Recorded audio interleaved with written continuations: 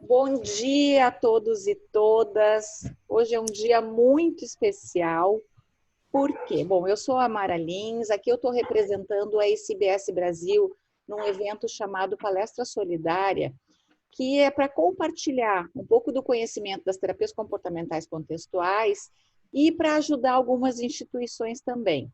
E por que hoje é um dia especial? Porque hoje a equipe que vai apresentar, né, um tanto do seu conhecimento nessa abordagem é a equipe do CEF Contextos, uma equipe que trabalha com as terapias contextuais desde 2015, trabalha com muito afinco, trabalha com muita dedicação e trabalha principalmente, que é uma das questões que mais me encanta nessa abordagem, com coerência.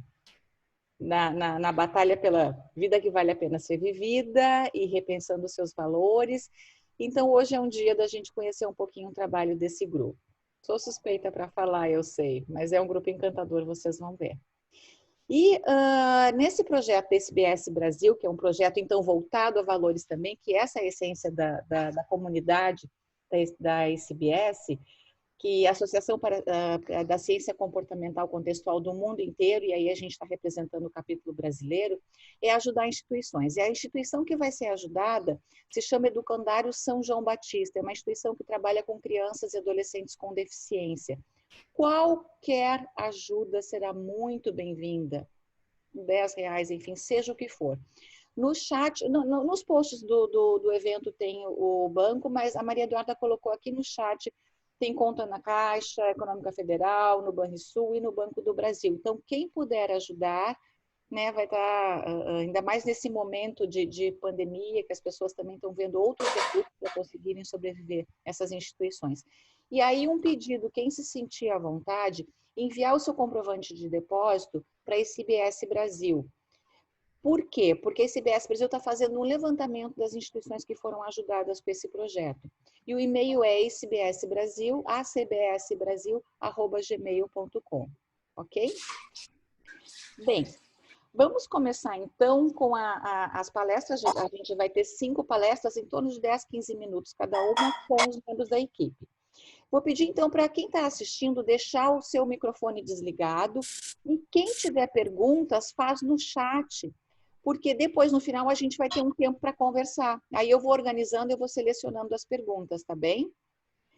Vamos começar então com a Mariana de Lemburg, que ela é psicóloga, especialista em terapias comportamentais contextuais pelo CEF e mestrando em psicologia clínica pela PUC. E ela vai falar então sobre estar em crise, a prioridade é sobreviver e estratégias da terapia comportamental dialética para manejar essas emoções intensas. Então tá, obrigada, Mara. A sugestão só que a Maria Eduarda deu antes é se vocês estão no modo galeria, coloquem no modo orador, que daí vocês conseguem me ver melhor a apresentação. É ali no canto direito superior, tá? Então, primeira coisa, né? Deixa eu voltar aqui. Só... Aí, deu, voltou. Então, a primeira coisa, né, é a gente saber identificar quando a gente está numa crise. Aqui os dados... Ah, tá. Achei que tinham falado. Primeira coisa é a gente saber identificar quando a gente está numa crise, né? Para saber que habilidades a gente usar. Então, para identificar quando a gente está numa crise, uma metáfora que eu gosto muito é do semáforo. Quando a gente está num sinal verde, a gente está bem, as coisas vão indo bem, a gente está se aproximando do que é importante. Quando a gente sobe para um sinal amarelo, liga aquele estado de alerta, que é no tipo, eu já estou com algum desconforto, alguma emoção talvez mais intensa, mais desconfortável, mas eu ainda estou num ponto que eu consigo fazer coisas, que eu consigo resolver problemas. Quando eu chego num sinal vermelho, é do tipo super alerta, né? Assim, a minha emoção tomou conta, é aquele estado, né? Eu gosto de falar assim, aquele estado que eu sinto que eu não consigo mais pensar, né? Parece que assim, a minha emoção tomou totalmente conta de mim e eu não consigo mais pensar. Esse é um momento de crise, né? É um momento de crise, então, o que a gente vai buscar fazer? A gente vai buscar sobreviver aquele momento, tolerar a crise, sem piorar as coisas. Peço só para quem está assistindo colocar no mute seu microfone. Tá bom. Então, o que que eu vou apresentar hoje para vocês? Algumas estratégias de DBT que a gente pode usar para manejar as crises. É claro que, assim, tem uma vasta teoria da terapia comportamental dialética, né, que foi desenvolvido pela Marsha Linehan, para a gente, com habilidades para a gente trabalhar em momentos de crise. Então, hoje é só um apanhado. Eu escolhi, né, aproveitando que a palestra era minha, escolhi as que eu gosto mais, né? Mas quem quiser, tiver interesse, quiser saber mais sobre, né, no final da minha apresentação tem ali a referência do livro da Marcha, de onde vieram todas essas habilidades, e também tem o blog, né, da nossa equipe do CEF Contextos, com alguns textos que falam tanto sobre crise quanto habilidade de terapia comportamental dialética ou DBT, e daí quem tiver interesse também pode entrar lá para mais leituras. A primeira habilidade que eu vou apresentar para vocês são as habilidades TIP, para a gente mudar a nossa fisiologia corporal. A primeira habilidade delas é mudando a temperatura do nosso corpo. Para que fazer isso? Né? Mudando a temperatura do nosso corpo com água fria.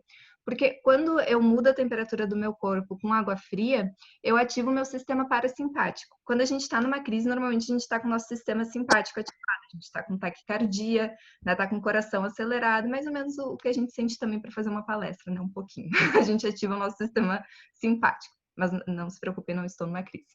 Então, a gente fica mais ativado. No momento em que eu ativo o meu sistema parasimpático, que é o nosso sistema de relaxamento, provavelmente eu não vou relaxar se eu estou numa crise, mas eu vou diminuir um pouquinho a intensidade, eu vou induzir um estado de maior relaxamento e vai baixar um pouquinho aquela minha intensidade emocional. Como que eu posso mudar a temperatura do meu corpo com água fria? Eu posso tomar um banho frio, né, assim,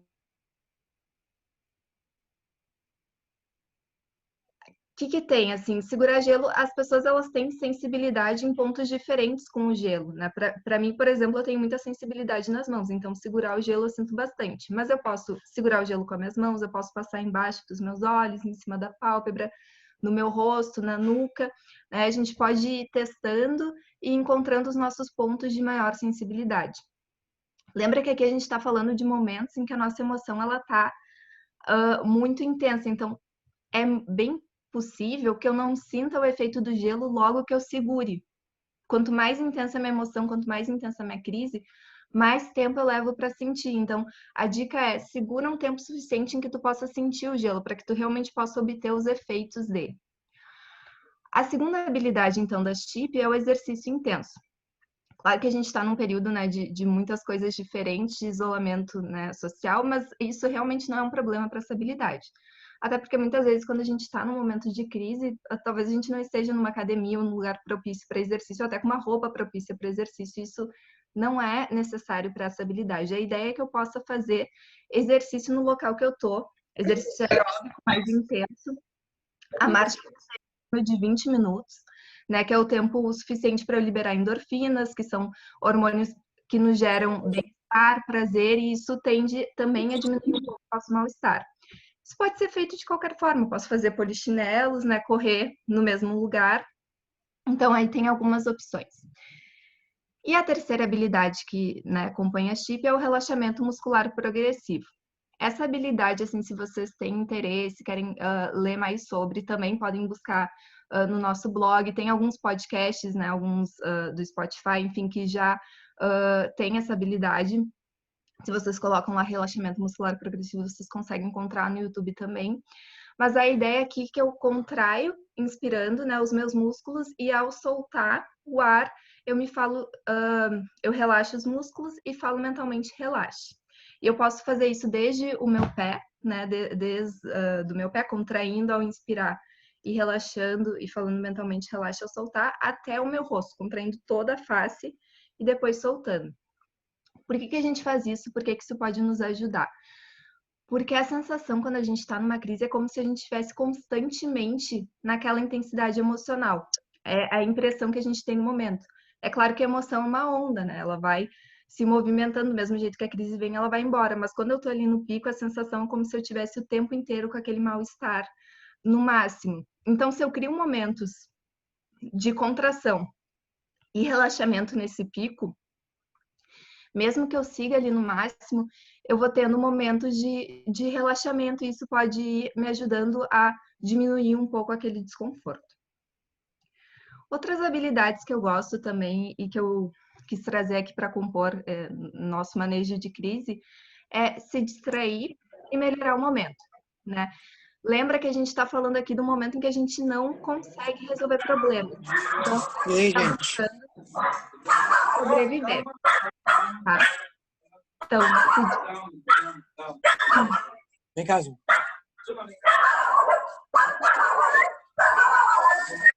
o cachorro se desregulou. Estava agindo. Tá. Acontece, não tem problema. Então, se distrair ou melhorar o momento. Eu posso me distrair com atividades, vendo algum vídeo, algum filme, posso me distrair com outras emoções. Lembrem, né, que assim, para que essa habilidade ela seja útil nesse momento, a gente precisa de uma emoção diferente da que está nos causando a crise. Então, por exemplo, se a minha crise tô desregulada pelo medo, eu não vou assistir um filme de terror, isso não vai me ajudar, né? Eu posso assistir talvez uma comédia, algo que me gere uma emoção diferente, né? Que são algumas opções. E melhorar o momento é do tipo, tá, eu não consigo me distrair, eu não consigo sair daquela sensação, então é do tipo, como que eu posso melhorar, então, o meu momento, já que eu tô com isso? E pode ser de qualquer forma, para quem faz sentido, pode, né, rezar, se isso é algo que pratica, né, enfim, pode tentar dar um significado para aquele momento, um propósito para sua dor, né, se falar mentalmente assim que vai ficar tudo bem, é como se encorajar, né, vai ficar tudo bem, eu vou ficar bem, né, vou sobreviver a isso. Então, são algumas formas de se encorajar a passar por esse momento. E, por fim, a habilidade que eu queria trazer para vocês também, eu não sei como é que a gente está de tempo, mas vou terminar aqui na aceitação, né? Que eu acho que é uma habilidade particularmente muito útil para esse momento que a gente está vivendo. Aqui eu trouxe a que eu mais gosto, né, de aceitação, mas tem outras também, que é o meio sorriso e mãos dispostas. Por que que a aceitação é útil, né? A aceitação ela é útil quando a gente não tem como mudar uma situação, seja porque já aconteceu, tá no passado, não tem como fazer nada sobre isso agora, já aconteceu, ou uma situação que está acontecendo agora, mas que está fora do meu controle. De alguma forma, estamos todos vivendo uma situação parecida nesse sentido, porque a gente está passando aí por muitas mudanças, né? Muitas coisas bem diferentes e não está no nosso controle o que está acontecendo. Então, eu particularmente gosto muito dessa habilidade. Como é que ela funciona? O meio sorriso e as mãos dispostas, né? As mãos dispostas é aquela postura. Claro, eu posso fazer com as minhas mãos relaxadas, mas aqui para mostrar para vocês, é aquela postura assim com as mãos, a palma da mão para cima, numa postura de aceitação e de abertura para aquela experiência que eu estou vivendo. E o meio sorriso, que a gente fala também de sorriso de Mona Lisa, é como se eu tivesse dois fiozinhos no canto dos meus lábios que puxam suavemente, né, a minha boca para cima num meio sorriso. Talvez esse meio sorriso ele não possa ser visto pelos outros, mas o importante é que eu me sinta sorrindo por dentro. Por que que isso é útil, né? Porque muitas vezes quando a gente está numa crise lutando para aceitar, não quer aceitar alguma coisa, brigando com aquilo, a tendência é que a gente fique mais tenso, numa postura de tensão. E isso pode não nos ajudar ali no momento, com certeza não nos ajuda a aceitar. Então, no momento em que eu mudo o meu corpo, né, que a gente muda o nosso corpo para poder aceitar. Então, trazer na mente aquela situação que eu tô com dificuldade de aceitar, que reações que aquilo me causa e, ao pensar na situação, adotar essa postura aí de meio sorriso e de mãos dispostas enquanto eu penso naquela situação, tá? Então, acho que eu falei talvez mais rápido, mas o que é uma dica importante quando a gente pensa numa crise, né? Que a gente lembra, a gente está falando do sinal vermelho. Então, são momentos em que a gente está bem ativado. Provavelmente a gente não vai conseguir manejar a nossa crise usando uma habilidade, né? Por exemplo, aquelas que eu mostrei para vocês, as habilidades TIP de mudar a fisiologia corporal, do gelo, exercício intenso, elas baixam a intensidade de emoção muito rápido, só que não mantém por muito tempo. Então, provavelmente eu posso, né, usar ela para baixar primeiro um pouco a minha emoção, me deixar com mais possibilidade de fazer algumas coisas e depois buscar fazer outra coisa, tipo me distrair, melhorar o momento, aceitar, né? Provavelmente eu vou ter que fazer um conjunto aí de habilidades. E a ideia, né, o convite que eu faço para vocês é de praticar. Sempre quando a gente se propõe uma nova prática, né, a gente talvez em alguns momentos é do tipo não saia bem como a gente quer, e a ideia é a gente poder ir praticando para que a gente possa ter cada vez mais essas cartas na manga para os momentos em que a gente precisa. A Marcia, ela lembra, né, que assim, toda habilidade vai servir para alguma pessoa, mas nenhuma habilidade serve para todo mundo. Porque eu posso praticar algumas coisas e aquilo não ter sentido para mim ou não funcionar e não tem problema, né? Por isso que a gente tem muitas e muitas habilidades aí para a gente poder usar. A ideia é que eu vá praticando e vendo as que fazem sentido para mim, tá bom? Então, era essa a fala que eu pensei para hoje, né? Se tiverem alguma pergunta, depois a Mara vai abrir espaço e muito obrigada. Muito, muito obrigada, Mari. Trouxeste de uma maneira bem prática mesmo, né? Algumas habilidades da DBT, isso é bem importante nesse momento. Quem tiver alguma pergunta, algum comentário, coloca no chat, que no final a gente vai conversar um pouquinho. Agora, a palestra é Conexão Social em Tempos de Isolamento. Quem vai falar é o professor José Ignácio Cruz Gaetan, e bom, ele é psicólogo e ele é mestre em psicologia, ele é do México, ele tem formação em terapia comportamental dialética, ele organizou um protocolo de ACT para luto, que é fantástico, tem um livro que em breve vai sair no Brasil traduzido, e ele é da equipe do CF Contexto também, mas tem um pequeno detalhe. Agora, nesse momento, ele está dando aula para uma instituição na Argentina. Mas ele deixou a fala dele aqui para nós. Então, eu vou passar um vídeo da fala dele e a gente, sim, depois vai poder conversar um pouco sobre isso, tá bem? Deixa eu compartilhar aqui.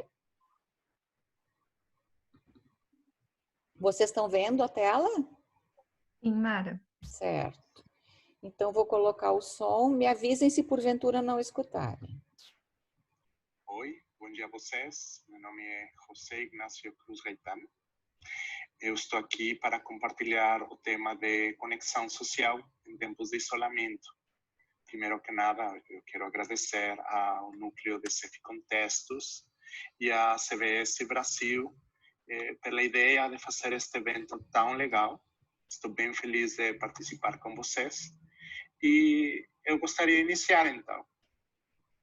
A primeira coisa é falar um pouco sobre como neste momento estamos combatendo a pandemia do coronavírus, Covid-19, e todos estamos tentando, a partir de nossas possibilidades, lidar com as consequências e buscar sobreviver aos efeitos de saúde, políticos, econômicos, sociais e de trabalho neste momento tão difícil para todos nós. É um momento em que todos precisamos de conexão, ainda do distanciamento físico. Neste momento, no mundo, as mortes por Covid-19 são mais de 400.000. E cada uma delas deixa um impacto e um vazio enorme na vida de seus entes queridos e na comunidade. A sensação geral é medo, incertidumbre, e na maioria das comunidades parece que a morte está em qualquer lugar. Todos neste mundo estamos sofrendo com algo ou por alguém durante este momento. E as possibilidades para oferecer suporte estão modificadas, foram modificadas devido ao distanciamento físico e os cuidados que precisamos para diminuir o número de infectados, capacitando a poder se reunir, compartilhar juntos e compartilhar nossas próprias perdas.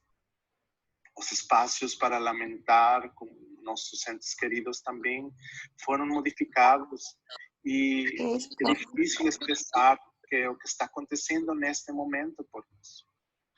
Os rituais mais básicos para honrar os falecidos e facilitar o luto não são possíveis neste momento e deixam o enlutado e a pessoa que tem dúvidas e dificuldades de como continuar com esta vida e com medo também de se contagiar. Então, este luto por Covid-19 é diferente a outros tipos de perdas. Nós, como profissionais, ainda não sabemos o que está acontecendo e o impacto real que está tendo na população. Mas para os enlutados parece não ter sentido. Tudo está mudando tão rápido, as coisas pareciam tão distantes, algo que só acontecia em outros países. Mas para alguns esta já é uma realidade tão próxima sim, que está afetando o seu processo de adaptação para novas condições de vida.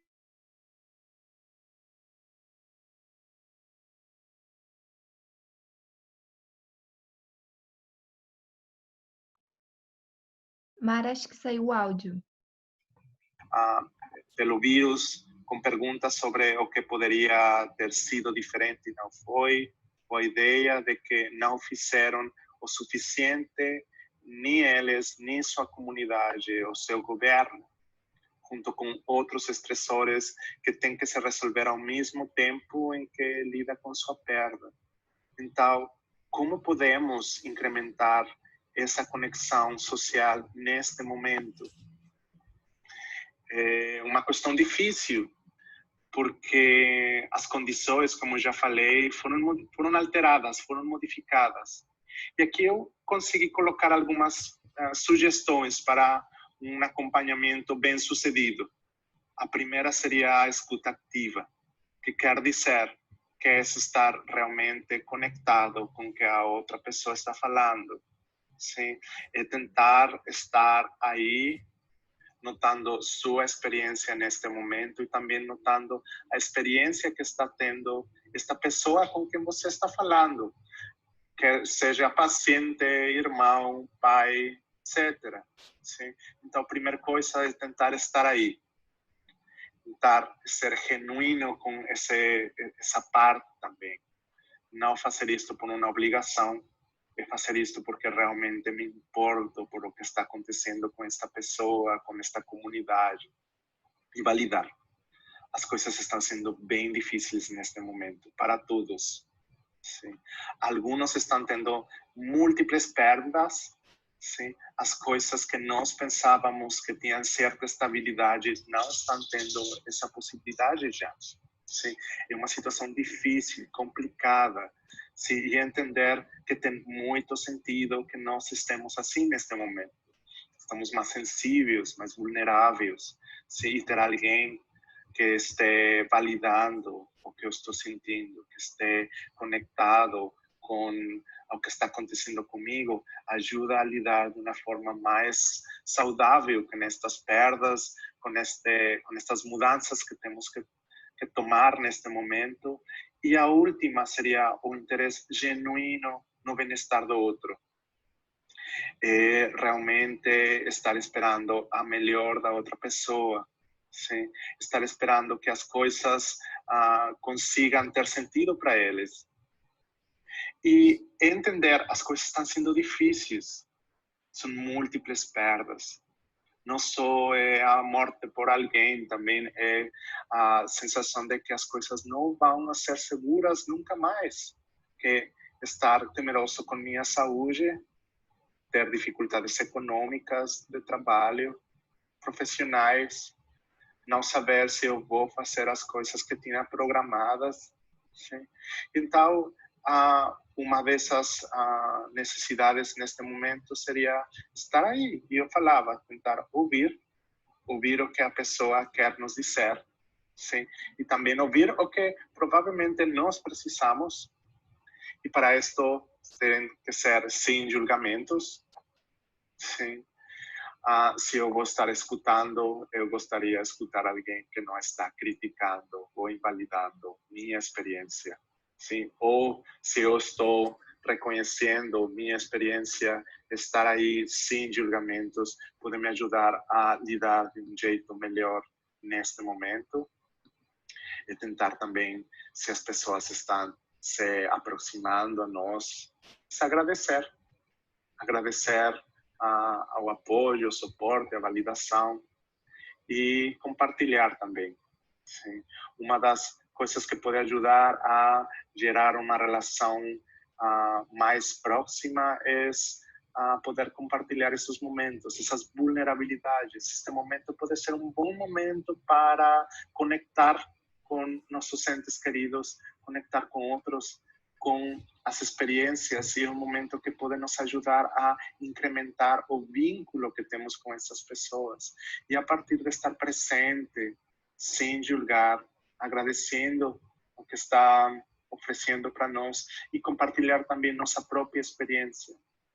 Se vocês precisam de algumas sugestões gerais para lidar com estas perdas, com estas dificuldades de conexão neste momento, a primeira coisa seria reconhecer que nós estamos atravessando por um momento bem difícil, bem desafiador, e que uma forma de poder lidar melhor com isso é reconhecer o que está acontecendo sem tentar julgar, cobrar ou alterar o que está acontecendo. Se você está sentindo essa dor, se você está sentindo saudade, você está sentindo essas experiências, tem sentido. Tem sentido. Outra coisa é tentar conectar com essas perdas, falar que isto é importante. E vocês podem falar com pessoas sobre isto, ter um grupo para em Zoom, tem possibilidades de encontrar espaços para poder falar sobre suas próprias perdas. Se vocês perderam alguém por Covid, tentar buscar um jeito para honrar e comemorar o ser querido. É buscar um espaço para, desde postear uma foto, falar sobre algo importante do falecido ou das perdas que estamos tendo, para também sentir essa conexão social. Sim. Outra coisa que pode te ajudar é também buscar outras coisas para distrair-te no sentido de diminuir a intensidade dos sintomas, não de desfazer, de desaparecer o que você está sentindo, sino entender que é importante conectar contigo, com o que você está sentindo, conectar com outros, mas também tem que buscar um jeito para poder estabilizar e equilibrar o que você está sentindo. Então, ter um espaço onde você consiga conectar com coisas agradáveis, importantes, necessárias neste momento, também pode ajudar muito para lidar com esta situação. Espero que o que eu falei tenha sentido para vocês. Obrigado por escutar e nos vemos. Muito obrigado.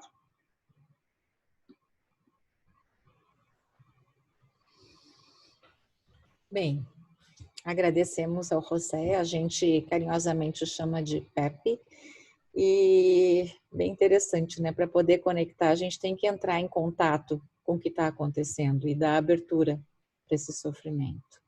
Ok. Vamos adiante, então. Lembrando, quem tiver alguma pergunta, pode colocar no chat, que no final a gente vai conversar. Agora, vai ser o mundo em mudança, compreendendo a flexibilidade psicológica. E quem vai apresentar vai ser a Maria Eduarda Castro. Ela é psicóloga. Ela é psicóloga, ela é integrante da equipe do CEF Contextos também, ela tem especialização em terapia de casal e família e em terapias comportamentais contextuais pelo CEF, tem formação em Mindfulness pela iniciativa Mindfulness e é mestranda em psicologia da UFSC. Essa universidade com essas siglas a gente sempre dá um trava-língua, né? Mas enfim, é a Universidade Federal de Ciências da Saúde de Porto Alegre. Data. Muito bem. Então, eu gostaria de iniciar agradecendo, né? Agradecendo especialmente a presença de quem está hoje nos assistindo, de quem está colaborando com esse projeto, né, que a gente em conjunto aí construiu. Agradecer também a Mari e ao Pepe, né, por suas falas, que eu acho que foram de ajuda para mim para esse momento de agora, né, de poder também me trazer um pouco mais de tranquilidade, usando algumas habilidades da DBT de respiração, né, para também estar mais presente aqui nessa fala. E ao Pepe por trazer a lembrança assim, da importância da conexão, e eu acho que a minha fala ela vem um pouco nesse sentido, né? Talvez a forma como eu vou apresentar a flexibilidade psicológica hoje para vocês, eu espero que seja de uma forma que conecte, né? Que também possa trazer um pouquinho de validação para a experiência difícil que a gente tem vivido aí nesse período, né? Então, eu redigi aqui um texto para me organizar, para me ajudar nesse momento, e eu vou fazer a leitura dele, tá? Eu vou compartilhar, então, minha experiência, né? E eu começo dizendo então que a experiência é mestre. Ela que nos ensina sobre a vida. Ou será que podemos dizer que ela é a própria vida? E o que isso tem a ver com o que eu quero falar para vocês hoje sobre flexibilidade psicológica? Bem, eu vou explicar o que entendemos por flexibilidade psicológica e vocês possivelmente entenderão. A flexibilidade psicológica é mais do que um estado ou algo que a gente alcança. É uma série de processos que ocorrem em nós mesmos. Processos de níveis distintos, que envolvem a relação que a gente estabelece com as nossas emoções, com os nossos pensamentos, crenças e atitudes. E a minha explicação se baseia em relatar a minha própria experiência ao longo dessa crise. A pandemia chegou de forma muito inesperada. O que no final de fevereiro parecia ser um problema apenas em algumas regiões da China, e que na minha cabeça jamais chegaria aqui, logo puxou os nossos tapetes e nos assustou com uma rápida disseminação pelo mundo e em seguida no Brasil. Pela pandemia, adotamos medidas de segurança, a famosa etiqueta de higiene. Ajustamos nossa modalidade de trabalho, restringimos o contato com as pessoas, até com as próximas e amadas. Para mim, o processo de tomada de decisão de como lidar com a Covid-19 aconteceu em 3 dias. Na sexta-feira, no dia 13 de março, eu me dei conta, que no Brasil o risco de sermos afetados violentamente seria grande. E no domingo, eu já havia organizado a minha vida para esse novo formato, que agora está vigente há praticamente 3 meses. A velocidade que levamos para reagir ou responder às situações varia de pessoa para pessoa. Eu imagino que cada um de vocês tenha tomado aí essa decisão no seu tempo. A questão aqui não é a velocidade, o tempo que eu levei para me organizar. Sermos mais ou menos velozes não é sinônimo de sermos mais ou menos eficazes. O que eu quero destacar é a coerência e a consistência de como lidamos com as adversidades que surgem em nossas vidas. E isso a flexibilidade psicológica, então, vai poder nos possibilitar, trazer essa coerência e consistência. Nesses 3 primeiros dias, tive momentos de luta comigo mesma. Eu pensava, será mesmo que esse vírus causa tanto mal? Aqui o clima é diferente, é mais quente, Quando o medo, em termos de adotar medidas drásticas de isolamento, surgia. Junto desse medo, eu pensava que perderia todos os meus clientes, que não ia mais ter paciente, que o vírus causaria um strike de mortes na minha família. Nossa, os piores cenários se passaram aqui dentro da minha cabeça, que tende a fazer catástrofes quando se sente ameaçada. Para minha sorte, eu sei que são apenas catástrofes e não verdadeiras premonições sobre o futuro. Viver uma situação nova, que envolve risco de vida, que ameaça a nossa segurança e conforto, traz medo, sim. Eu senti medo, como ainda sinto em vários momentos. E me gera um incômodo em ouvir que não devemos sentir isso, pois o medo é parte da nossa experiência humana. Recebê-lo, senti-lo, identificar que ele está atuando sobre como interpretamos as situações é uma oportunidade de sermos mais coerentes com o que está acontecendo. E aqui temos o primeiro grande processo de flexibilidade psicológica que eu quero falar sobre, que é a abertura. Enquanto seres humanos, vamos sim experimentar todos os tipos de emoções, das mais gostosas às mais insuportáveis, de forma branda até de alta intensidade, beirando o insuportável. Vamos distorcer a realidade, criar catástrofes, anular, eternizar os problemas. Esses são processos automáticos que ocorrem. A nossa flexibilidade está ligada com a capacidade de abrirmos os braços para viver e reconhecer isso. O que chamamos de aceitação. E que a Mari pôde nos trazer hoje, né, um pouquinho de prática disso. Reconhecendo a natureza de cada experiência que nos ocorre apenas como que são. O que entendemos de desfusão. A gente se descolar, né, das ideias, dos pensamentos, dos sentimentos, reconhecendo a sua própria natureza. Então, estar aberto é permitir viver sem se engajar com uma solução, com uma definição ou comparação. Mas vocês acham que eu consegui estar aberta assim, sempre? Claro que não.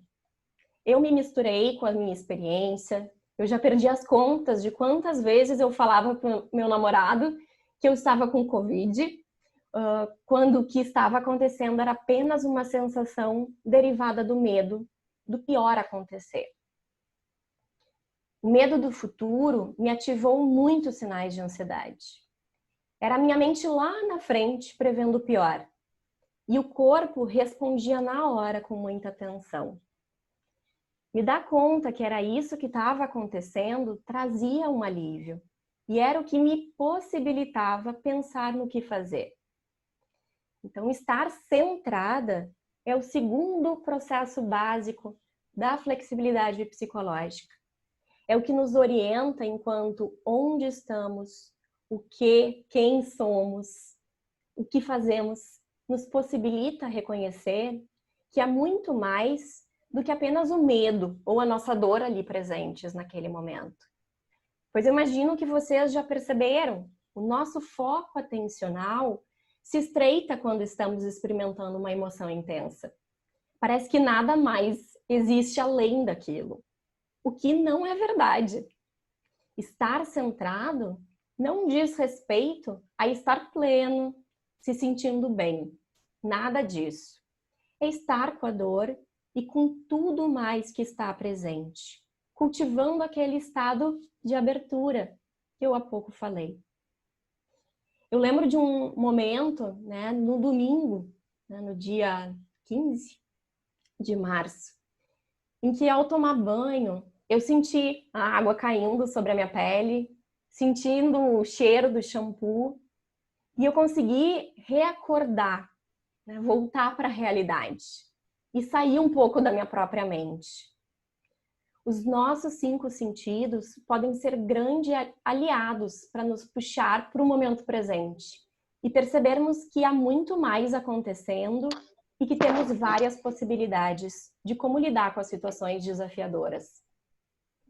Nessa ocasião que eu falei agora do banho, eu não apenas me conectei com aqui agora, como eu também consegui lembrar de algumas coisinhas muito importantes para mim, né, que estavam engavetadas na minha memória. Eu comecei a me lembrar do que me levou a cursar psicologia, do meu desejo em ajudar as pessoas a viver bem, se sentirem amadas, dignas. E lembrei também da minha preocupação com o coletivo, com a qualidade de vida, justamente o que estava sendo ameaçado. E eu encontrei, então, um motivo para eu agir. Naquela hora, eu lembro que eu sorri enquanto eu tomava banho, e aí eu comecei a planejar como que eu poderia ajudar as pessoas estando em casa. E eu percebi que estar em casa seria uma das formas de eu contribuir para o bem-estar e pela saúde de todos. E aí surgiu ali um senso de compromisso, de forte coerência. Foi como encarar o distanciamento como uma missão, um desafio que trouxe energia e motivação. E esse compromisso é o terceiro grande processo, então, da flexibilidade psicológica. Da gente poder se conectar com isso que faz sentido pra gente. E que a gente pode, então, ter uma atitude e uma ação coerente com isso. O relato que eu trouxe até aqui foi da minha experiência do início da crise.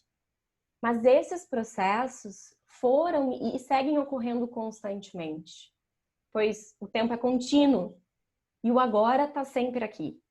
Então, a gente sempre vai ter a oportunidade de se conectar de uma forma aberta com a nossa experiência do presente, com o que está acontecendo agora, né? A gente poder enxergar mais do que só aquilo que a gente está sentindo, né? Só daquela dor, daquela preocupação que cai na nossa cabeça. E escolher, então, a partir disso, por causa disso, especialmente por causa das nossas dificuldades, ações que possam nos direcionar para uma vida, né, que vale a pena. Então, aberto, centrado e comprometido. Esses são os 3 simples processos da flexibilidade psicológica. Trabalhe o seu apego a como as coisas deveriam ser. Reconheça como elas são. Se como você gostaria que fosse é um guia para que você viva uma vida valiosa, clarifique o que há de importante aí. Mas atenção, não basta apenas termos boas intenções. Precisamos agir. E quando agimos, estamos vivendo. E viver é desafiador, traz dor. Quer viver uma vida que vale a pena? Então, abra-se para sentir e experienciar. E essa é a minha mensagem hoje para vocês, né? E acho que agora eu me conecto um pouco com os meus sentimentos. Isso não era previsto. Mas eu acho que quando a gente também consegue se conectar com o que a gente está sentindo no momento, a gente se conecta com a nossa emoção mais pura, né? A nossa emoção primária, a nossa emoção aberta. E ela tende a ser muito menos dolorosa, né, do que quando a gente está lá, pensando, não querendo sentir. Pelo menos é dessa forma que eu tenho experimentado e vivido um pouquinho do que eu tinha medo que acontecesse e que está acontecendo. Então, é isso. Qualquer pergunta, eu vou ter, né, um prazer em responder. Obrigada aí pela oportunidade. Que lindo, Dada, e que, enfim, coerente. E tu começaste com a fala que a experiência é nosso mestre, né? Coisa linda. E dá abertura para a experiência. Então, tu nos mostraste, né, a abertura e como a gente deveria escutar mais o nosso mestre também. Mas, okay. Muito obrigada. Lindo. Depois, no final, a gente vai conversar com o restante do grupo. Vamos agora para a quarta fala, que é da Marta Ludwig. Ela é psicóloga, ela é especialista em terapias comportamentais contextuais pelo CEF também, integrante da equipe do CEF Contextos. Ela é docente da Unicinos e ela é doutora em psicologia. E a Marta vai falar sobre ampliando a consciência nas escolhas, as consequências em curto e longo prazo. Marta. Tá bem, obrigada. Bom dia a todos. Começar agradecendo, né, essa iniciativa da ICBS Brasil e da nossa adesão, né, a essa ação que visa beneficiar, então, essa instituição. Queria também parabenizar os colegas pelas suas brilhantes falas. Dizer que fica difícil falar depois, né, dessa fala, desculpa, picante e sensível da Dada, né, da Maria Eduarda, que a gente carinhosamente chama de Dada. E vou começar fazendo um gancho, então, da minha fala com isso que a Dada trouxe. Desculpa, gente, estou com rinite. Então, a minha fala, né, é sobre ampliar a consciência nas escolhas e as consequências a curto e longo prazo, né? E eu quero começar falando sobre consciência, mas vou fazer o gancho com o que a Dada trouxe, né? Isso que aconteceu com a Dada aqui na fala dela, de se conectar com a emoção, né? E de nos ensinar com a própria experiência, é um exemplo um pouco vivo do que eu pensei, de parte do que eu pensei em trazer, né? Que tem a ver com as escolhas, né? O que a gente vai escolher fazer com o que a gente está sentindo? O que a gente vai escolher fazer com as nossas experiências? O que a gente vai escolher fazer da nossa vida, né? que, como a Dada lindamente trouxe, né? Talvez a nossa vida seja a nossa própria experiência, né? Então, para a gente poder fazer essas escolhas, a gente começa com a consciência, né? E a consciência, ela tem a ver com... a minha fala, então, vai passar por consciência, escolhas e curto e longo prazo, como tá, né, no título. Então, como é que eu faço as escolhas? Né, não tem como não começar pela consciência, né? E a consciência tem a ver com observar o que eu sinto, observar a minha experiência, notar, né? E a fala da Dada foi me tocando, assim, porque foi falada com o coração, né? Então, a coerência lá que a Mara falou no início, né? Eu acho isso muito bonito.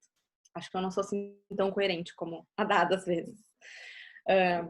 Então, a gente poder observar e notar a nossa experiência com os 5 sentidos, né? Desde do que a gente vê com os nossos olhos, o que a gente escuta com os nossos ouvidos, o que a gente sente na nossa pele, o que a gente sente no nosso corpo, né? E que essa pandemia tá nos puxando o tempo todo para isso, por mais que a gente tente fugir, né? A gente tá o tempo todo, ou não digo o tempo todo, mas experimentando em alguns momentos, quando a gente tem essa abertura que a Dada trouxe, né? A gente tá experimentando o medo, né? A gente está experimentando o medo de perder as pessoas, a gente está esperando o medo do que vai acontecer, o medo de como as coisas vão ficar depois. E aí, acho que faz o link também com conexão, que as gurias foram trazendo, com valores, né?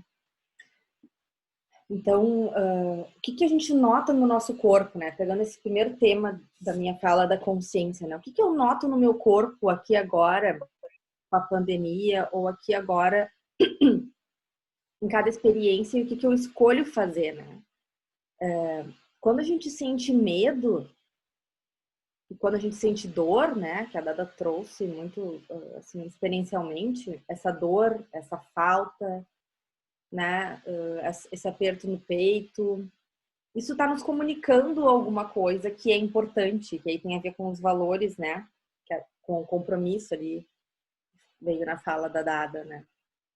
Então, se eu sinto medo, essa comunicação, o medo está me comunicando algo que eu devo me proteger ou não, né? Enfim, a gente vai ter que ler o que a nossa emoção está dizendo, né? E aí, a partir do que a gente lê que a nossa emoção está dizendo, a gente escolhe uma ação, né? Eu posso, por exemplo, sentir medo agora de perder alguém. E aí é o que eu tô sentindo na minha consciência. Eu tenho esse medo de perder bem alguém, ou tenho medo de sair na rua. E aí, o que eu escolho fazer com isso? Eu posso escolher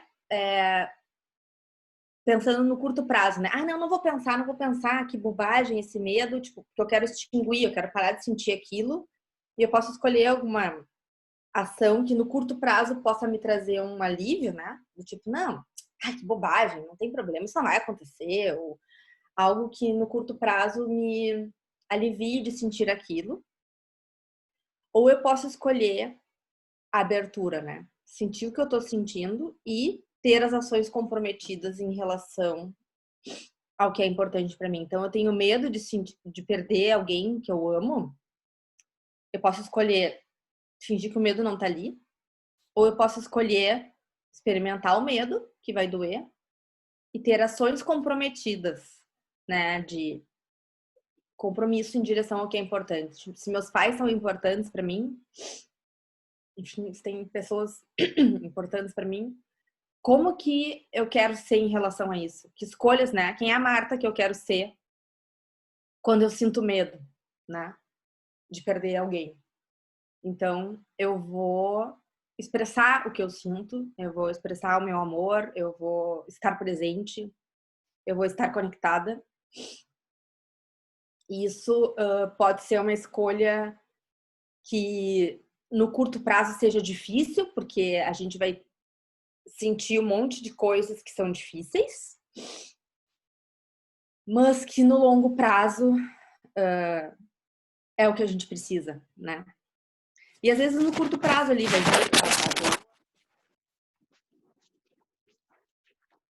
eu me coloco perto das pessoas, perto, mesma distância, né? Perto que seja pela internet, que seja pela voz, que seja pelo olhar, eu tô preenchendo o meu coração,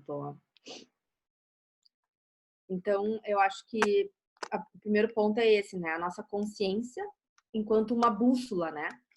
Quando eu presto atenção no que eu tô sentindo, eu posso ir em direção ao que é importante, ou eu posso me esconder, eu posso fugir, né?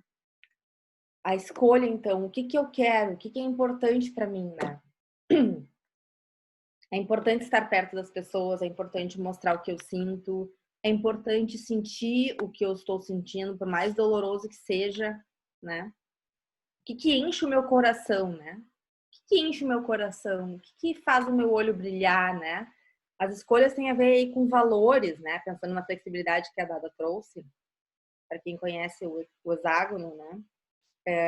Tem a ver com ir em direção aos meus valores, né? E com ação comprometida. O que que eu escolho fazer a partir do que eu estou sentindo, a partir da minha experiência. E eu queria trazer também pensando no curto e no longo prazo, mais alguns exemplos focados na pandemia, né? Focados no momento que a gente está vivendo. Eu posso, por exemplo, o uso da máscara, né? Eu tenho visto assim muitas pessoas com uma dificuldade, porque sim, é chato usar máscara, a gente fica respirando ali o próprio ar, né? Para quem tem problema de audição, a pessoa não consegue escutar o que o outro está falando, então ela quer tirar a sua máscara para que o outro também tire e ela possa ler os lábios da outra pessoa. Então, às vezes, usar a máscara ali no curto prazo é muito chato, né? A gente está sentindo o óculos passando, a gente está sentindo aquela falta de ar, mas ficar com a máscara me aproxima do quê, né? Ficar com a máscara no curto prazo é muito chato. Se a gente for tomar as nossas escolhas pelo curto prazo, a gente sempre vai fazer o que nos traz menos sofrimento, o que nos incomoda menos, mas o que no longo prazo pode nos trazer algum prejuízo maior, né? Então eu tiro a máscara, escolho tirar a máscara aqui no curto prazo, porque tá me incomodando, né? E daí eu me infecto, ou alguém se infecta, ou, né?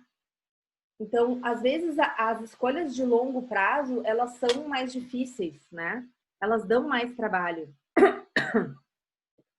Eu gosto de trabalhar uma... Na verdade, não é que eu gosto de trabalhar, eu falo como se isso fosse muito comum.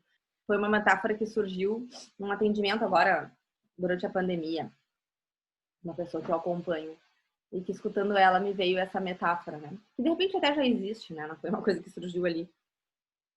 Mas tem a ver com a coisa do longo e do curto prazo, né? Se a gente for pensar aquela imagem infantil, né? Que é um arco-íris, né? Que lá no fundo, no final do arco-íris, tem um potinho de ouro, né? E a gente for pensar, fazer um paralelo com o nosso caminho, né? E o que é importante para nós, o nosso caminho, né? Ele é longo para chegar no pote de ouro, né? Para ter a vida que eu quero viver, eu vou ter, claro, os reforços ali no curto prazo, mas às vezes o caminho é mais longo, né? As escolhas de longo prazo, talvez elas sejam mais difíceis, porque eu tenho que abrir mão ali das satisfações do momento. Eu posso escolher duas coisas, eu já estou encaminhando a minha fala aqui. Eu posso escolher duas coisas, eu posso escolher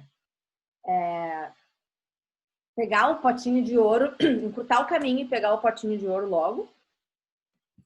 E aí o potinho de ouro vai virar pó. Aquele caminho muito curto, eu vou pegar o potinho e daqui a pouco ele vai virar pó e eu vou perder, né? Ou eu posso ter um caminho mais longo, né? Que a gente pode pensar agora, talvez, na coisa de esperar para ver as pessoas, né? De resistir, de manter o distanciamento. Que é muito doloroso, né? Mas que aí e também que a gente não tem garantias de nada, mas para qualquer escolha pensar, né? Que o potinho de ouro, se a gente respeita o caminho que precisa chegar lá, né? O potinho de ouro vai estar lá, a gente vai estar vendo, né, as cores do arco-íris enquanto a gente está indo, vai ter as pedras no caminho, né? Vai ter as dificuldades. Mas quando a gente chegar lá e pegar o potinho de ouro vai ser consistente, né? Vai estar ali. Então, um pouco dessa metáfora eu trago para falar do longo e do curto prazo, né? No sentido de que, às vezes, a gente tem ações que nos trazem resultados rápidos, né? Tipo, tira a máscara para respirar, mas é o potinho de ouro que vai se esvair, né? Ou pensando em várias outras ações, né? Sei lá, tô sentindo angústia, né? Fazendo um link lá com a Mari, como é que a gente lida com o que a gente está sentindo, as habilidades para lidar com o mal-estar, né? Ela trouxe habilidades super adaptativas, vamos dizer assim. Mas eu posso estar no mal-estar e, enfim, tomar litros e litros de uma bebida alcoólica para anestesiar o que eu tô sentindo. Aquilo no curto prazo me alivia, tira a minha dor, né? Mas e no longo prazo, como é que eu me sinto se eu lido assim com as minhas emoções? Essa é a Marta que eu quero ser?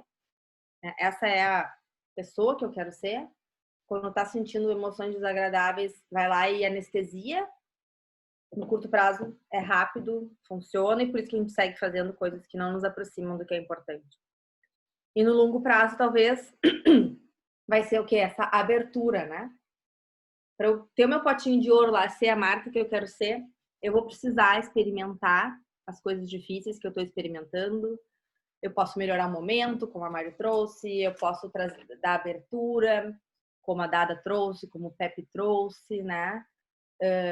E isso pode ser muito valioso lá para essa minha chegada, né, no meu potinho de ouro. Às vezes o caminho é mais doloroso, mais demorado, mas ele também é mais valioso.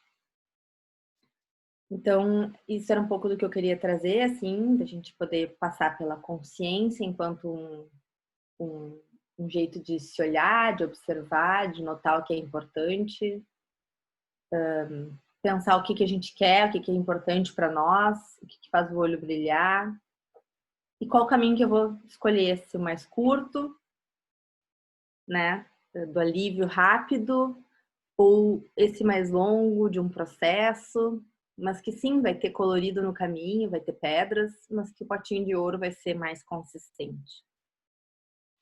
Eu não cuidei o tempo, acho que talvez eu tenha falado um pouco menos do que 10 minutos, mas eu prefiro do que para falar. Obrigada. Muito bom, Marta, obrigada. E é legal a gente parar e observar, né, que geralmente curto prazo é para evitar alguma coisa, é para evitar a frustração. E o longo prazo é a vida, né? Com tudo que a vida tem. Uhum. Como é que a gente está vivendo? Obrigada, querida. Agradeço. Então vamos para a última. Já vamos para a última. Que é uma jornada valiosa. O que eu quero levar dessa crise? Quem vai falar então é a Gabriela Damasceno Ferreira. Ela é psicóloga formada pela URGS, especialista em família e casal e em terapias comportamentais contextuais pelo CEF.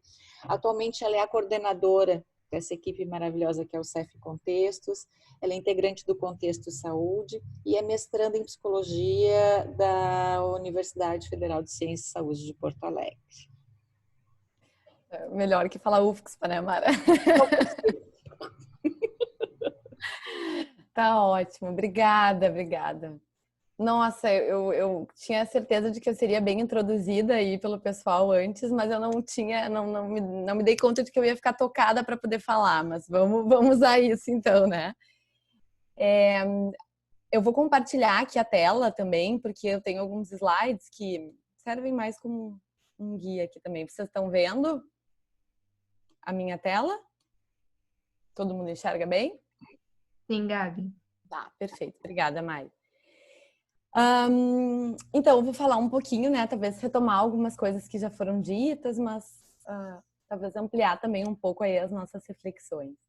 Então, uma jornada valiosa que eu quero levar dessa crise, né? E eu acho que tá aqui falando, né, dentro desse evento, acho que divulga, né, um pouco do trabalho que a gente faz com as terapias comportamentais contextuais, com colegas e com pessoas, né, que eu admiro, que eu gosto tanto, e também tendo a possibilidade de estar beneficiando aí, né, uma instituição. Para mim são 3 coisas extremamente valiosas, então, que fazem muito sentido com que eu esteja aqui agora. E eu vou tentar falar da forma mais simples possível, assim, mas, né, dúvidas e perguntas eu vou ficar também bem contente de compartilhar com vocês depois. Ué? Agora. Então, assim, vamos lá, né? Eu trouxe aqui uma referência, né, de um filme que eu gosto, que é o filme do Mágico de Oz, né? Que talvez alguns de vocês lembrem no momento ali em que o Ciclone, né, chega em Kansas e pega a casa da Dorothy, pega o Totó também e tira tudo do lugar, né? E algo que não era esperado. Eu acho que é um pouco dessa minha sensação que eu tenho, assim, quando eu penso em tudo isso que o Covid está trazendo, assim, todas as repercussões em todos os âmbitos da vida, né?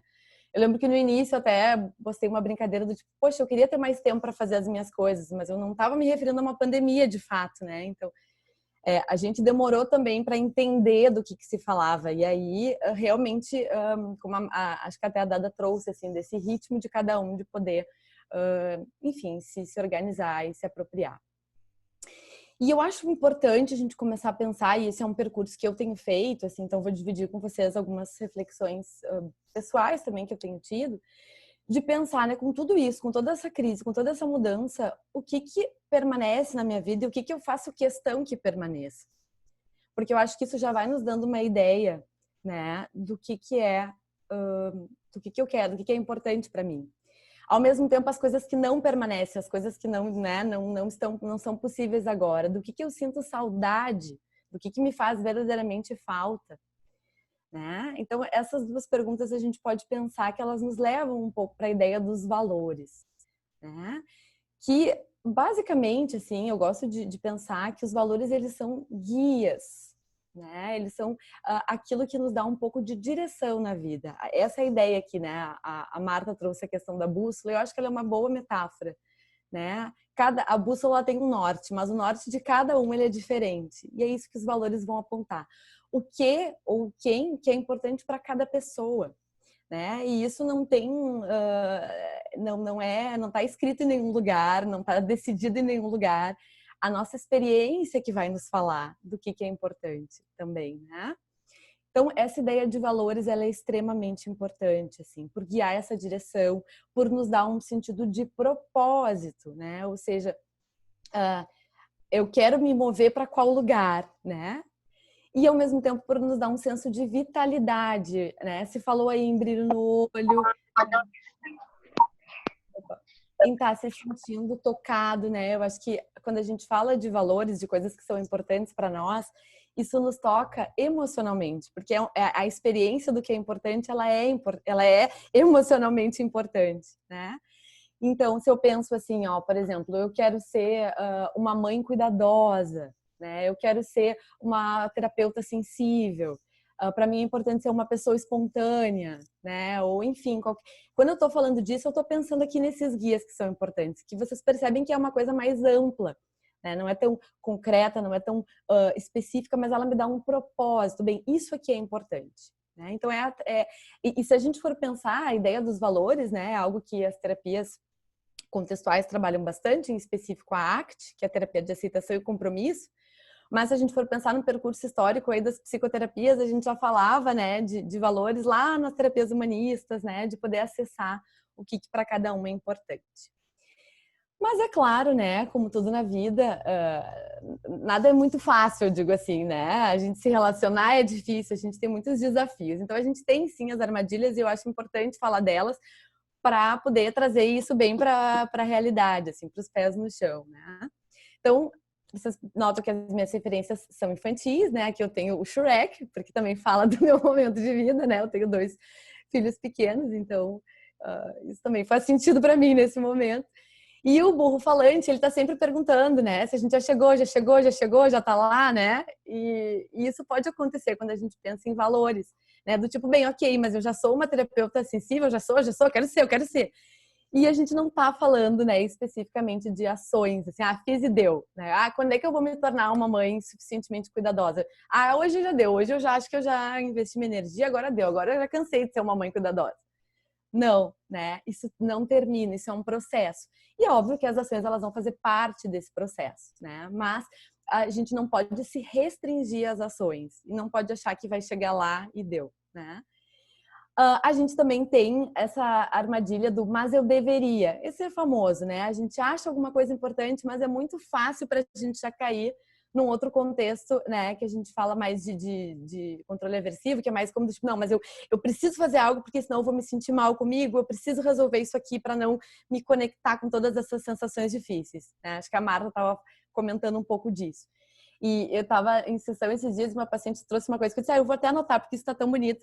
Ela disse assim para mim, ai, Gabi, às vezes eu sinto que eu sou engolida pelo meu próprio propósito, né? E ela falava disso, assim, eu tenho propósito, mas ele vem de um jeito que ele me engole e que daí deixa de ser um propósito. Ele passa a ser um fardo, então a gente tem que cuidar. E por fim, eu coloquei também a ideia ali do para onde mesmo eu quero ir, porque eu não acho fácil a gente identificar esses valores, né? Eu acho que isso exige conexão, isso exige contato, né? Isso exige com que a gente confie na nossa experiência enquanto mestre, como falou a Dada, e que a gente possa realmente perceber o que faz sentido. E não é que faça sentido porque é bonito fazer sentido. Eu tenho um valor de honestidade porque é bacana, porque é importante. Não, a gente tem que ver aquilo que realmente nos toca. Né? Eu gosto de pensar assim, se eu tivesse mais um dia de vida, o que eu estaria fazendo nesse um dia de vida? Né? Provavelmente nessa pergunta aí eu vou encontrar alguma coisa que é muito relevante para mim e que eu não diria, não, porque é bacana querer fazer isso no último dia de vida, né? Então, eu acho que eu vou um pouco por essa ideia. E eu trouxe também aqui uma ideia de como que a gente pode achar esse norte, né? Que, como eu disse antes, cada um tem o seu, é algo pessoal, é algo, os valores, eles também são algo da nossa escolha, eles não podem ser impostos, né? E nem culturalmente definidos, eu brinco. E achar o norte também, gente, assim, é extremamente importante, né? Na medida em que a gente está criando aí uma chavezinha que nos conecta direto com a nossa motivação para mudar ou com a nossa motivação para persistir, né? Ao mesmo tempo amplia o nosso repertório comportamental. O que eu quero dizer quando eu falo isso? Se eu tenho claro um valor, um domínio de valor, eu posso ter várias atitudes que me aproximam daquele mesmo valor. Então eu não preciso ficar restrita. Né? Poxa, ser uma mãe cuidadosa, tem muitas coisas que eu posso fazer para ser uma mãe cuidadosa. A cada momento, eu posso parar aqui a palestra e ouvir o meu filho, posso ser que nessa pequena ação eu estou sendo cuidadosa. Né? Perguntar para a Isabela o que ela está sentindo, nesse momento eu posso estar sendo uma mãe cuidadosa. Então, amplia aí as nossas possibilidades de interação. E aí eu trouxe algumas perguntas aqui para dividir com vocês, né? Que podem ser úteis para que vocês pensem e reflitam sobre esses valores nesse momento que a gente está passando, porque eu acho que isso também é um ponto, né? Que tipo de pessoa você quer ser enquanto passa por isso? E por isso é que eu pensei, enquanto a gente passa por essa modificação mundial, né? Quais são as coisas que são importantes para mim, na minha família, na minha vida pessoal, enquanto alguém que é parte de uma comunidade maior, né? Como você quer tratar a si próprio e aos outros? Eu acho que isso também, né? Isso nos dá essa ideia dessa qualidade de ação, né? Que os valores tocam tanto, né? Não é só o que fazer, mas como que eu quero fazer, né? Como que é importante para mim. Se você pudesse escolher no que usaria seu tempo e energia? Essa pergunta que eu gosto muito, porque eu ouvi muita gente falando isso para mim, assim, em algum momento, do tipo, poxa, eu achava que eu não fazia tanta coisa porque eu não tinha tempo, e agora muita gente ganhou tempo com essa reformulação e as mesmas coisas estão sendo deixadas de lado. E isso é muito importante para a gente pensar. Então, se não é o tempo, o que é? Né? E aí a minha cabeça vai para dois lugares.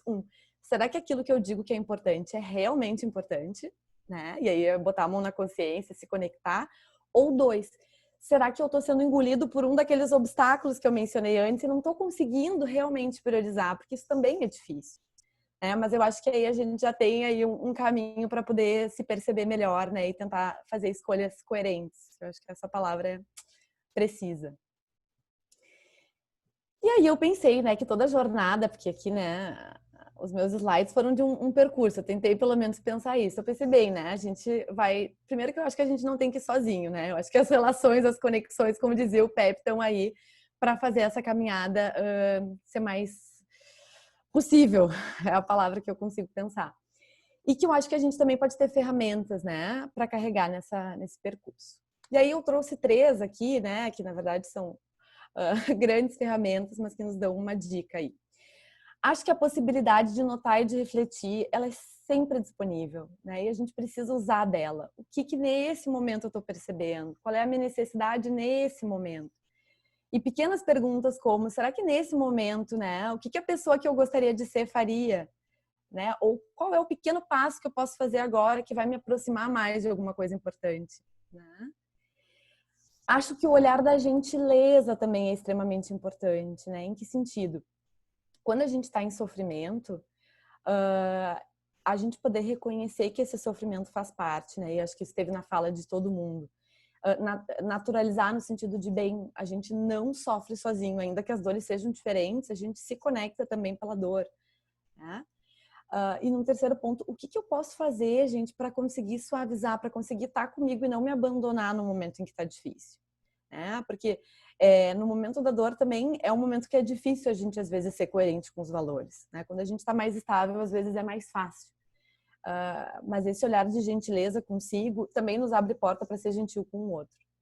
E também eu quero lembrar que a gente observar o sofrimento, ele pode ser uma grande porta para a gente perceber os valores, né? Se eu tive, né, me conectei muito com a saudade de várias pessoas, né? Então, eu tenho me conectado porque muita gente eu não consegui ver ainda, né?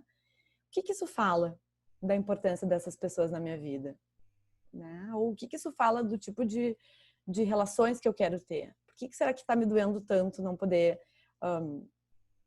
ver os meus avós, né, que fazem... Postei uma foto bonita que me veio na memória, né, fazendo live com meu avô e ele não enxerga bem, ele pegou a lupa e olhou na lupa, né? O que tem de importante aí nisso, né? Então, a gentileza vai falar desse ponto também. E as ações, né, nos moverem montanhas, eu acho que é a gente acreditar que esses pequenos passos contam, né? Que a gente não vai mudar muitas vezes o que a gente está sentindo, o que a gente está pensando, mas a gente sim consegue colocar a nossa ação alinhada, né? Se a gente assim escolher. E pequenos passos, eu não preciso, sei lá, ter que fazer uma viagem, um retiro para ficar menos estressada. Eu posso me permitir, sei lá, tomar um copo de chá sem olhar o celular, né? É muito mais simples do que a gente imagina. E traz retorno, né? Eu acho que isso que é importante, traz muito retorno. Então, eu termino com essa fala, né, do Viktor Frankl, que fala muito de sentido, né? Escreveu um livro fantástico, se alguém tiver aí vontade de se aventurar. E ele fala disso, aqueles que têm, deixa eu tirar aqui, coragem, né? Coragem não, aqueles que têm um porquê para viver podem tolerar quase qualquer como, né? Mas a gente precisa ter um porquê, a gente precisa achar aí um senso de direção. Então era isso que eu queria trazer para vocês. Obrigada. Agradeço também as falas anteriores que me foram muito, muito importantes, assim. Então é isso. E obrigada ao CEF e ao ICBS Brasil também pela oportunidade. Que lindo, né? Me faz pensar do quanto a gente leva uma vida sem prestar atenção nos valores também, né? Independentemente dessa crise que a gente está vivendo. Então, acho que a crise é uma possibilidade, né, Mara? É como vamos abrir os olhos, né? Oportunidade. Poderia parar de compartilhar, Gabi, por favor, para a gente poder abrir para o grupo? Com certeza. Então, se alguém tem alguma questão, porque até agora os comentários são de dando os parabéns para todos, né? Valorizando bastante as falas. Se alguém tiver alguma pergunta, agora seria o momento, pode colocar ali no chat, da gente conversar um pouquinho. Mas enquanto isso, eu pensei um pouco, queria voltar lá para a Mari, de treinar as habilidades aí contar, Mari. Logo, nem conhecia direito, né, as terapias contextuais e uma vez ouvi a questão do gelo, eu disse que interessante isso e tentei utilizar com um paciente, é claro, eu não tinha formação e não deu certo a forma. Mas como é que tu sugeriria, assim, para as pessoas realmente aprenderem? Porque tu trouxeste uma coisa prática, né? Como é que tu sugeriria para as pessoas realmente aprenderem? Porque na minha cabeça foi assim, ei, pega o gelo aí que vai ficar legal.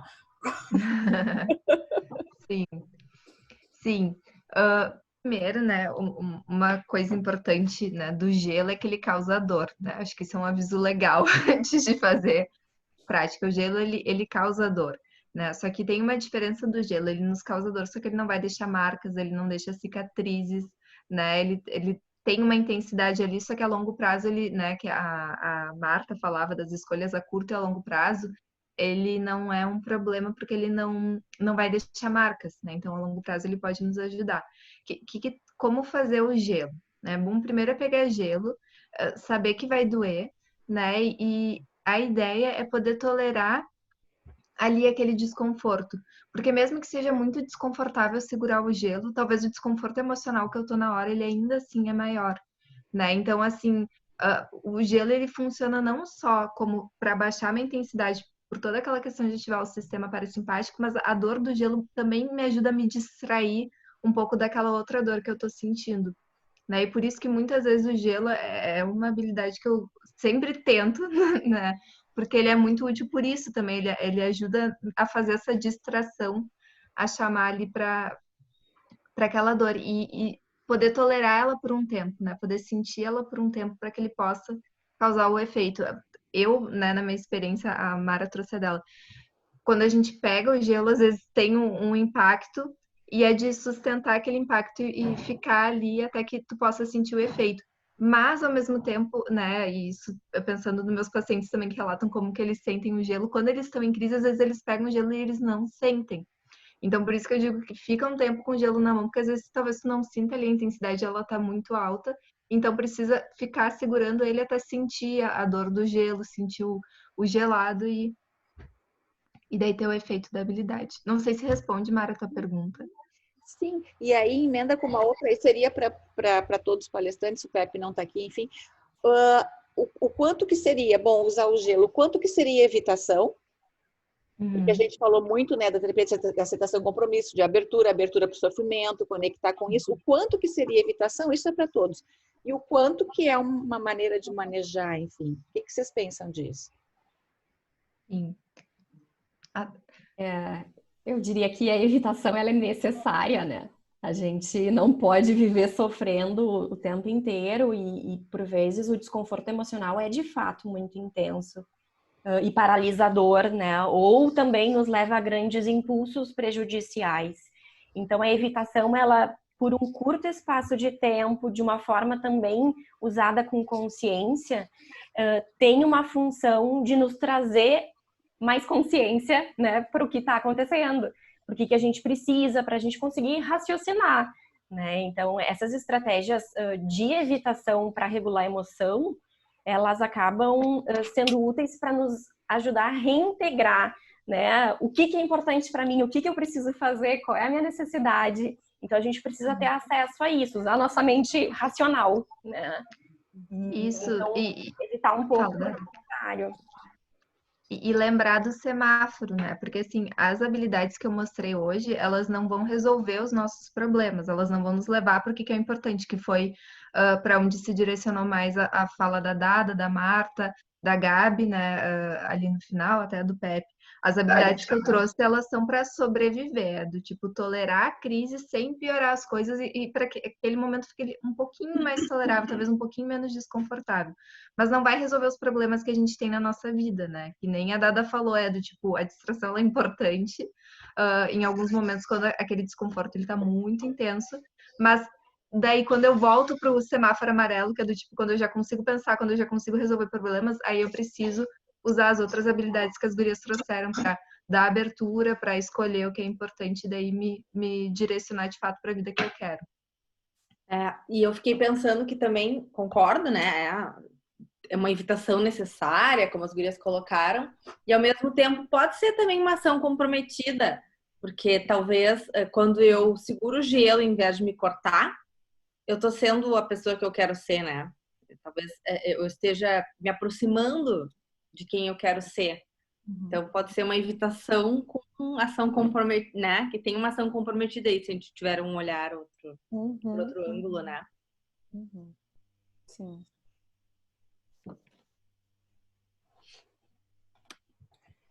Ok. Então, reforço que ali no chat as pessoas, enfim, gostaram. Tem uma ação comprometida que eu queria fazer. Diga. Importante. Que hoje é o aniversário da senhorita. Você não sei se o pessoal...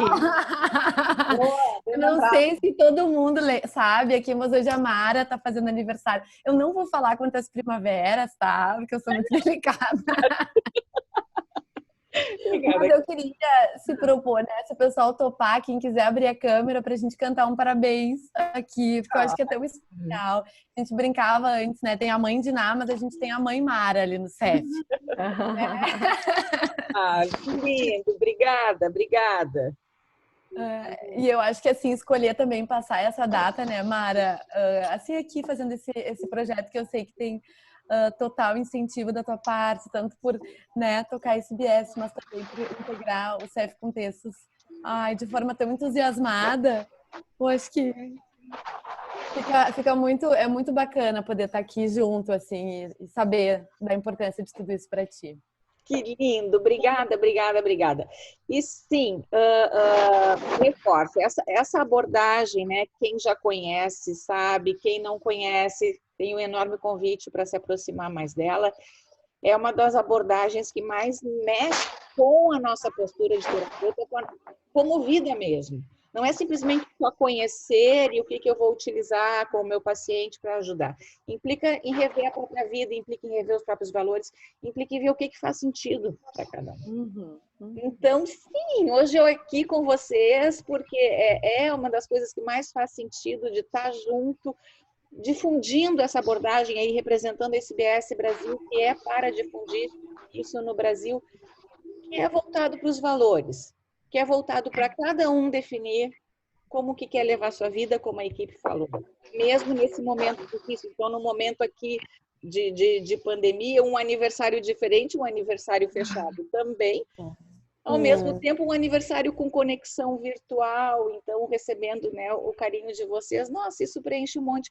E eu estava pensando também, né, com as falas, e nesse momento de pandemia, é por aqui que a gente vai manter as conexões. Não, eu adoro, eu sou muito de pegar e de abraçar. Ai, que falta que eu sinto de um abraço. Mas é por aqui, com palavras, que a gente vai fazer as conexões. Então, é esse o momento das pessoas que a gente ama, principalmente, amigos distantes, enfim, de dar um oi, de perguntar como é que tá. Eu acho que é isso que alimenta nesse momento. Então, agradeço muito. Agradeço aos palestrantes, né, que pelo tempo que vocês também se organizaram, né, e prepararam para trazer com tanto carinho e com tanto afeto, que é isso que é o que tem de mais bonito, assim. Agradeço a cada uma de vocês, de coração aberto aqui, trazendo a sua vivência, a sua experiência e como estão aproveitando para abordar essa vida como terapeuta.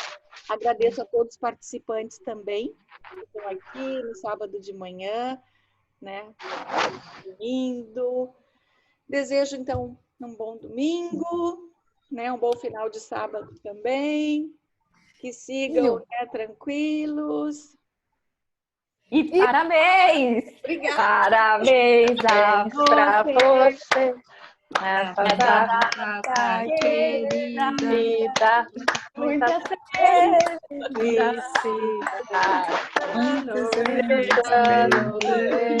Obrigada. Viva Mara! Saiu super Merece. daqui. Obrigada, queridos. Saudade do teu abraço, Mara. Pois é.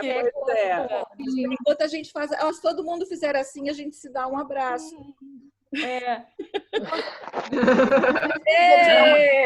A galeria, alguém consegue fazer uma foto? Com as mãos abertas, não. Eu consigo aqui, ó. Obrigada, Dada.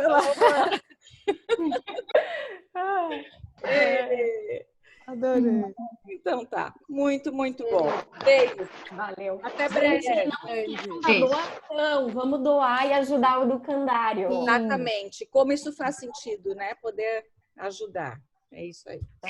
Tchau, tchau. Mara, o que o pessoal estava pedindo era o e-mail da ICBS para enviar o comprovante. Eu botei para cima. Colocado é acbsbrasil@gmail.com.